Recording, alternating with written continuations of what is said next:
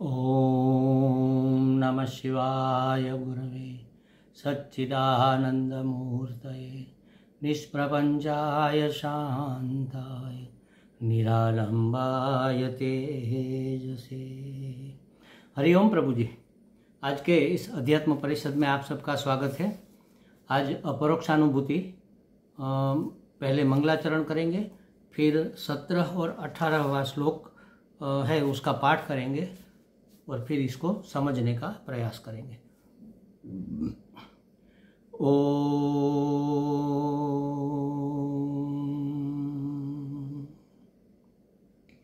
श्रीहरिं परमानंदं उपदेष्टारमीश्वरं व्यापकं सर्वलोकानां कारणं तं नमाम्यहम्। अहमेकोऽपि सूक्ष्मश्च ज्ञाता साक्षी सदव्ययः एतदहं नात्र सन्देहः विचारसोऽयमीदृशः। आत्मा विनिष्कलो ह्येको देहो बहुभिरावृतः तयोरैक्यं प्रपश्यन्ति किमज्ञानमतः परम्। क्या कहते हैं? आगे के 5 श्लोकों में 16 तक बताया था कि इस प्रकार से आत्म तत्व का परमात्म तत्व का चिंतन करना चाहिए। अब कहते हैं कि कैसे आत्मा मैं नहीं हूँ, अथवा तो मैं जिसको मैं मानता हूँ, यह देहादि संघात और आत्मा कैसे विलक्षण है, यह बताकर कहते हैं कि अत्यंत विलक्षण देह और आत्मा के लक्षण है, अत्यंत विलक्षण है दोनों। फिर भी उसको जो एक मानता है उससे बड़ा अज्ञान भला क्या हो सकता है। इसकी चर्चा 17वें श्लोक में हमने की कि आत्मा विनिष्कलो ह्येकः, आत्मा एक है, अवयव रहित है, और देह क्या है? देहो बहुभिरावृतः, बहुत पदार्थों से जुड़ा हुआ, आवृत हुआ है। जैसे हमारा ये स्थूल शरीर है, उसके अंदर सूक्ष्म शरीर है, फिर कारण शरीर है, और स्थूल अन्नमय कोश, फिर प्राणमय कोश, इसके भीतर मनोमय कोश, इसके भीतर बुद्धि माने विज्ञानमय कोश और आनंदमय कोश। इतने तो कोश है, इतने तो अवयव है, 5 ज्ञानेन्द्रिया है, 5 कर्मेंद्रिया है, 5 प्राण है, अंतःकरण चतुष्टय है। ये सब जुड़कर ये देह बना है। फिर भी तयोः, फिर भी ऐक्यम प्रपश्यन्ति, उसको एक देखता है। किम अज्ञानः मतः परम, इससे बड़ा अज्ञान भला क्या हो सकता है। इतना ही नहीं, आगे भी कहते हैं कि आत्मा नियामकश्चन्तः देहो बाह्यो नियम्यकः तयोरैक्यं प्रपश्यन्ति किमज्ञानमतः परम। क्या कहा कि आत्मा नियामकः च अंतः, आत्मा नियामक है और अंतर्गत है, आंतरिक है। नियामक है माने स्वामी है, ईश माने ईश्वर, ईशनशील, शासन करने वाला, अनुशासन रखने वाला, सत्ता और स्फूर्ति प्रदान करने वाला आत्मा नियामक है। और देह बाह्यो नियम्यकः, और देह बाह्य है, आत्मा अंतर्गत है, देह बाह्य है। आत्मा नियामक है, देह नियम्य है। आत्मा स्वामी है, देह सेवक है। तयोरैक्य प्रपश्यन्ति, उसमें भी एकत्व को देखना। किम अज्ञानः परम, इससे बड़ा अज्ञान और भला क्या हो सकता है, ये बताते हैं। तो कहा कि आत्मा विनिष्कल है और देह अनेक तत्वों से बना है। केवल इतना ही भेद नहीं है, आत्मा और देह को एक मानना तो स्वामी और सेवक को एक मानने जैसा है। मैं ही हुक्म करूं कि चलो जाओ पानी भर के लाओ, और मैं ही चल कर जाऊँ और पानी भर कर लाऊँ, ये तो हो नहीं सकता ना। हमारे पूज्य स्वामी जी वो कहा करते थे, एक बार कहीं गए थे तो जो नट होते हैं ना, रस्सी पर चलते हैं और हाथ में बाम्बू लेकर ऐसा बैलेंस करते हैं, भात भात के खेल करते हैं। तो वो चल रहा था, स्वामी जी ने देखा, खुश हो गए। उसके साथ कोई एक साधक था, उसने कहा स्वामी जी देखो कितना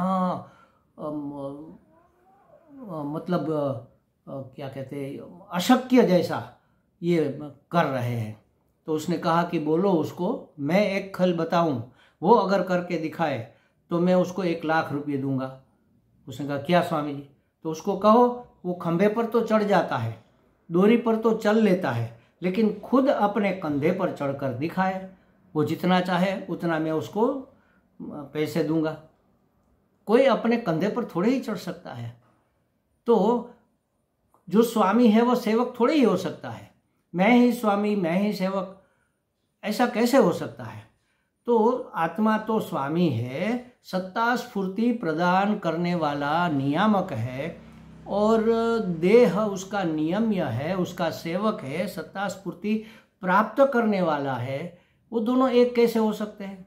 नहीं हो सकते। फिर भी उसको एक जो देखता है, उससे बड़ा अज्ञान क्या हो सकता है? उजाले और अंधेरे को एक देखने वाला महामूर्ख ही कहा जाएगा। दिन और रात्रि कभी साथ में नहीं हो सकते।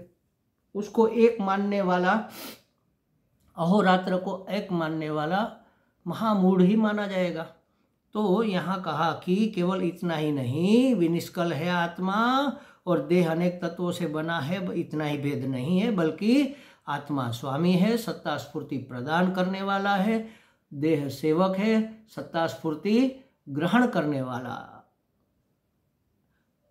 फिर भी उसको एक कहना, आत्मा नियामकश्च अन्तः, और अंतर्गत है आत्मा सबके भीतर। इसका मतलब ये नहीं है कि आत्मा भीतर ही है। अंतर्गत का मतलब ये है कि अंतर बाहर सब जगह गतः, जाने वाला, रहने वाला, होने वाला। अंदर बाहर आत्मा ही आत्मा है। और उस क्या है, क्या एक उदाहरण दिया जाता है पूर्ण कुंभ का। जैसे एक मानसरोवर है, मान लो बहुत बड़ा सरोवर है या समुद्र है, गंगा जी है, जो भी बहुत बड़ा पानी का स्रोत है। उसमें एक घड़े को हमने डुबो दिया। अब पानी कहाँ पर है? घड़े के भीतर पानी, घड़े के बाहर पानी, घड़े के ऊपर पानी, नीचे पानी, आजू पानी, बाजू पानी, अंदर बाहर ऊपर नीचे सब जगह पानी ही पानी। तो घड़े में पानी है ऐसा कहना चाहिए, या पानी में घड़ा कहा जाता है? पानी में घड़ा है। बस उसी तरह आत्मा ही आत्मा है, उसमें हमारा यह देह है, देह के भीतर भी आत्मा, बाहर भी आत्मा। अंतर्गत का मतलब अंतर बाह्य दोनों लेना चाहिए। तो कहा कि आत्मा नियामकः च अन्तः, आत्मा नियामक है और अंतर्गत है। और उसके पेरिटी में, उसकी तुलना में देह कैसा है? देह बाह्यः नियम्यकः, देह बाह्य है और नियम्य है, नियम में रहने वाला है।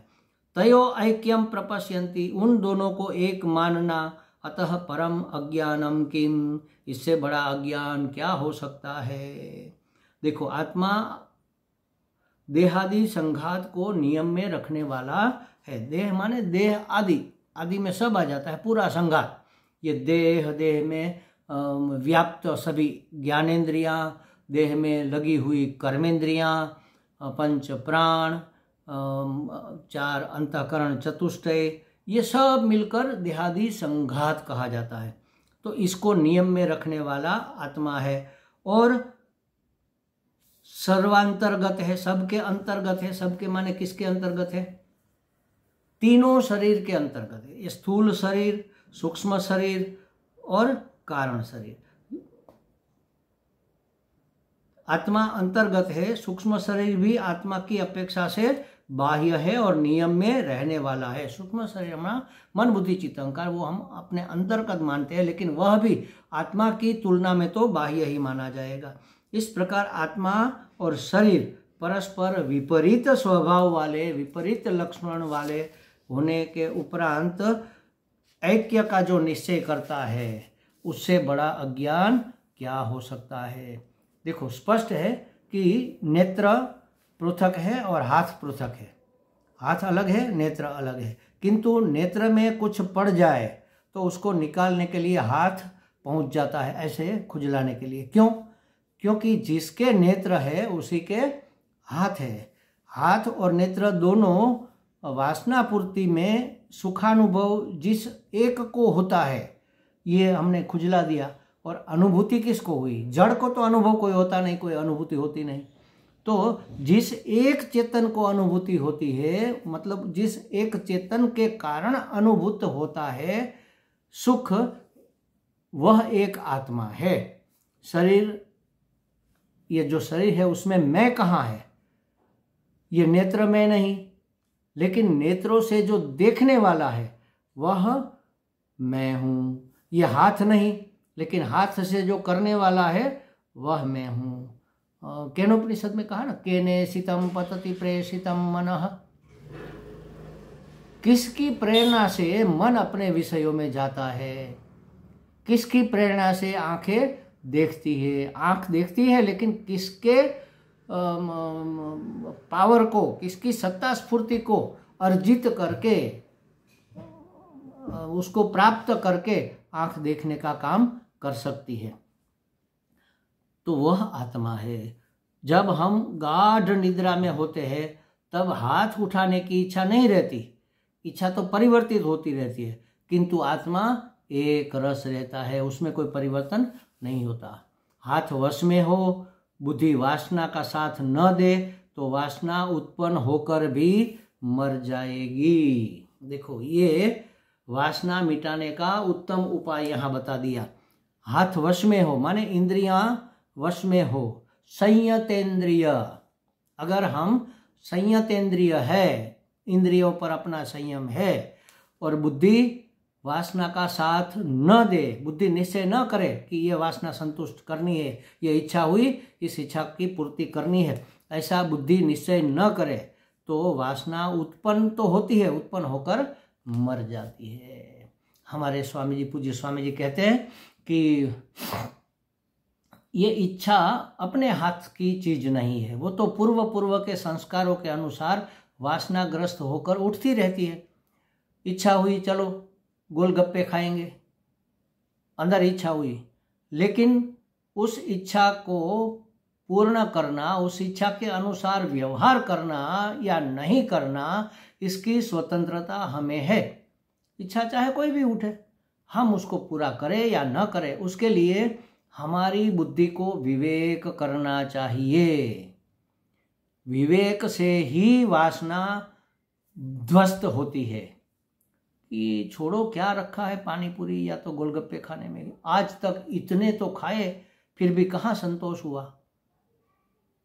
इसका मतलब ये नहीं कि हम खाएंगे पिएंगे नहीं, लेकिन सिर्फ वासनाग्रस्त होकर नहीं खाएंगे। उदर पूर्ति के लिए भोजन करना है तो करेंगे, शरीर चलाने के लिए हमें भोजन चाहिए तो उसका जुगाड़ करेंगे, उसके लिए भिक्षाटन करेंगे, भोजन करेंगे, जो करना है करेंगे। लेकिन अंदर से इच्छा हुई, वासना हुई विषय भोग से सुख प्राप्त करने की, गोलगप्पे खाकर पानी पूरी खाकर सुख होगा, बड़ा मजा आएगा, बस उसमें से मजा लेने का जो हमारा निश्चय है वह वासना है। अब उस निश्चय को, उस बुद्धि को हमें परिवर्तित करना है, इंद्रियों को वश में रखना है। पांव नहीं चलेंगे उस तरफ, आंख नहीं उठेगी उस तरफ, बुद्धि निश्चय करेगी कि ये क्या करना है, क्या जरूरत है, भूख तो है नहीं, फिर क्यों खाना है, कहाँ उसमें से आनंद आता है, और आता है तो कहाँ टिकता है। जो क्षणिक सुख देकर अनंत दुख देकर जाएगा या तो वासना को दृढ़ करके जाएगा, ऐसा कार्य करना ही क्यों, यह बुद्धि का निश्चय है। तो अगर हमारी इंद्रियां वश में है, संयतेंद्रिय, और बुद्धि निश्चयात्मिका है, व्यवसायत्मिका है, विवेक पूर्वक निश्चय करने वाली विवेकवती बुद्धि है, तो वासना उत्पन्न होकर भी मर जाएगी। एक बीज है, पड़ा है, वातावरण मिला, बारिश का मौसम है तो थोड़ा भेज युक्त वातावरण है, मिट्टी भी गीली है तो बीज अंकुरित हो जाता है। लेकिन फिर 1 महीने तक बारिश आए ही नहीं और उस बीज को कोई पानी दे ही नहीं, तो क्या होगा? वो अंकुर अपने आप सूख जाएगा। अंकुरित तो हुआ बीज, लेकिन वह फिर पौधा या छोड़ या पेड़ नहीं बन पाएगा। क्यों? क्योंकि उसकी पूर्ति नहीं हुई, उसकी आवश्यकताओं की पूर्ति नहीं हुई। उसी तरह वासना उत्पन्न तो होगी, लेकिन उसकी अगर हम पूर्ति नहीं करेंगे तो वासना मर जाएगी। कई प्रकार की वासनाएं पूर्व के जन्मों ने हमने घेर कर अपनी बना रखी है, निर्मित की रखी है। वो एक के बाद एक उठेगी ही, उठती है, उठने दो। बस बीच में एक छलनी रख दो विवेक की, उस छलनी से छान कर हमें जो करना है वो करेंगे। क्या आवश्यकता है इसकी, क्या अनिवार्यता है इसकी, बस इतना विवेक भर कर ले तो फिर वासना की पूर्ति करने का हमारा मन नहीं होगा, वासना पूर्ति हम नहीं करेंगे, और तब वासना अंकुरित होकर फिर नष्ट हो जाएगी। वह फिर से नहीं उठेगी। एक बार गोलगप्पे खाने की इच्छा हुई, नहीं गए, दूसरी बार नहीं गए, तीसरी बार नहीं गए, हर बार विवेक करके नहीं गए कि क्या रखा है उसमें से जो आनंद आता है, आवश्यकता क्या है उसकी। लेकिन अगर हम 3-4 दिन से भूखे हैं और कहीं कोई खाने का जुगाड़ नहीं हो पाया, और उसी समय किसी हमारे मित्र ने, हमारे साधक ने कह दिया कि स्वामी जी आप तो बहुत भूखे हैं, 3 दिन से आपने कुछ खाया नहीं, नज़दीक में और तो कुछ है नहीं, चलो सामने वो गोलगप्पे की लारी है, दुकान है, वहाँ आपको गोलगप्पे खिला देता हूँ, क्योंकि इतनी सारी भूख है, अब शरीर में वीकनेस भी महसूस होने लगी है, तो आवश्यकता है, तो चलो ठीक है खा लेते हैं। गोलगप्पे से आनंद मिलेगा इसलिए नहीं खाना है, हमारे भूख की निवृत्ति होगी, हमारे शरीर को पुष्टि मिलेगी, तुष्टि मिलेगी, संतुष्टि मिलेगी, इसलिए खाना है। तो ये वासना पूर्ति नहीं हुई, ये इच्छा पूर्ति नहीं। इच्छा देखो 2 प्रकार की होती है, इच्छा हमेशा 2 प्रकार की होती है, एक नेचुरल डिजायर और दूसरी होती है कल्टीवेट डिजायर। हमारे स्वामी जी महाराज कहते हैं कि नेचुरल डिजायर है ना, उसकी पूर्ति के लिए पूरा प्रबंध परमात्मा ने कर रखा है। भूख लगी है तो भोजन है, व्याधि हो गया है, शरीर में रोग हो गया है तो उसकी औषधि है, नींद आ रही है, थकान हो रही है तो विश्रांति का उपाय भी है, सोने का समय भी है। तो ये जो सोने की इच्छा होती है, खाने की इच्छा होती है, स्वस्थ होने की इच्छा होती है, पानी पीने की प्यास लगी है तो पानी पीने की इच्छा होती है, तो उसकी निवृत्ति करना ये वासना नहीं है, ये नेचुरल डिजायर है। उसकी पूर्ति तो करनी ही करनी है, चाहे कैसा भी व्यक्ति हो, चाहे परम ज्ञानी ही क्यों ना हो, उसको भी तो भूख लगेगी, उसको भी तो नींद आएगी, उसका शरीर भी तो थकेगा, उसको भी तो विश्राम चाहिएगा, तो उसको भी चलना फिरना पड़ेगा। तो ये नेचुरल डिजायर है, उसकी पूर्ति में कोई दोष नहीं है, लेकिन हमने डिजायर को कल्टीवेट कर रखा है, सजा धजा कर रखा है, वासनाग्रस्त बनकर हमने इच्छा की। जैसे पानी पूरी खाएंगे तो मजा आएगा, अब आवश्यकता नहीं है, गोलगप्पे खाने से आनंद आएगा, तो ये हमारी कल्टीवेट डिजायर है। भगवान ने कहा कि मैं तुम्हारे योगक्षेम का वहन करूंगा, ठीक है, भगवान ने वचन दिया है गीता जी में, योगक्षेमम वहाम्यहम्, तुम्हें जो प्राप्त है उसका रक्षण करूंगा और जो प्राप्त नहीं है वह प्राप्त करा दूंगा, जिसकी आवश्यकता है वह। तो भूख लगी है तो भोजन की आवश्यकता है, भगवान ने कहा मैं तुम्हें भोजन मिले इसकी व्यवस्था कर दूंगा, या तो कर रखी है मैंने, लेकिन भोजन की व्यवस्था कर रही है, पिज्जा की व्यवस्था नहीं कर रखी है। हम कहेंगे हमें भूख लगी, हमें तो पिज्जा ही खाना है, रोटी सब्जी रोटी नहीं खाएंगे, तो ये हमारी वासना है। वासना की पूर्ति करने का भगवान ने प्रॉमिस नहीं किया है। नेचुरल डिजायर जो है, आवश्यक भोग है, उसके लिए तो भगवान ने व्यवस्था कर रखी है। तो यह विवेक की छलनी से छान कर अपनी इच्छा को हम पूर्ण करें, और जो पूर्ण करने योग्य नहीं है, आवश्यक नहीं है, अनावश्यक है, या तो जो क्षणिक सुख की अपेक्षा से हम करना चाहते हैं वह न करें, तो वासना मर जाएगी, वह अंकुर मर जाएगा, अंकुर आगे उसका विकास नहीं होगा। यह वासना मिटाने का उत्तम उपाय है। वासना के उठने पर धर्म शरीर को रोकता है। हमें इच्छा हुई कुछ करने की, कुछ देखा हमने, अरे बहुत सुंदर चीज़ है, चलो उठा कर ले जाते हैं, हमारे काम की है, हमारे काम में आएगी। हम नहीं ले सकते महाराज, किसी दूसरे की है, किसी दूसरे की वस्तु को हम अपने अधिकार में कैसे ले सकते हैं? अगर वो देना चाहे और हम लेना चाहे तब तो ले सकते हैं, लेकिन उसको भी चाहिए और उसको धकेल कर हम प्राप्त कर ले, तो ये धर्म नहीं, ये तो अधर्म है। धर्म हमारे शरीर को ऐसी वासना पूर्ति के लिए रोकता है, इसलिए शास्त्र में इसको विहित कर्म कहा। विहित कर्म करेंगे, निषिद्ध कर्म नहीं करेंगे। धर्म हमें विधि निषेध द्वारा संयमन में, नियमन में रखता है, और संयमन नियमन से वासना का भी संयमन हो जाता है, नियमन हो जाता है। बुद्धि वासना के अच्छे बुरे होने का निर्णय करती है। जो वासना उठी, इच्छा हुई कि चलो ये करते हैं, बुद्धि निर्णय करती है करना चाहिए या नहीं करना चाहिए,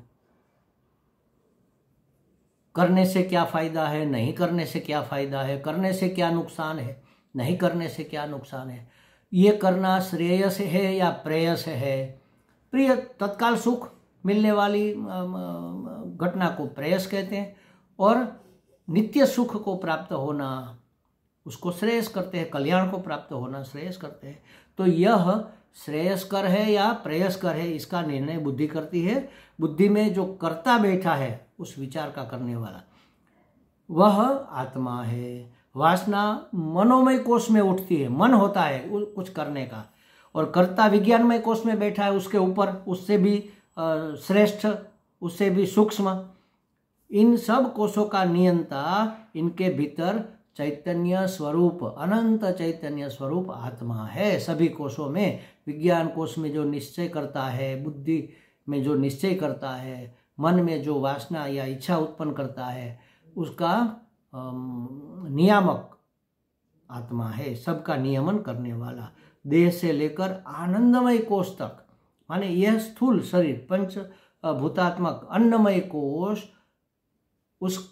उससे सूक्ष्म है प्राणमय कोश, उससे सूक्ष्म है मनोमय कोश, उससे सूक्ष्म है विज्ञानमय कोश, उससे सूक्ष्म है आनंदमय कोश। इन सभी कोशों का जो नियामक है, उससे भी सूक्ष्म है, उन सब में व्याप्त है, उन सब का स्वामी है, वह आत्मा है। वह चिन्मय स्वरूप है, चैतन्य स्वरूप है, और देह से लेकर आनंदमय कोश तक व्याप्त है। ये सब तो बाह्य है, आत्मा की पेरिटी में, उसकी तुलना में सब बाह्य है। आत्मा नियामक है, यह नियम्य है। आत्मा चेतन है, यह सब जड़ है। आत्मा आत्मा है, यह सब अनात्मा है।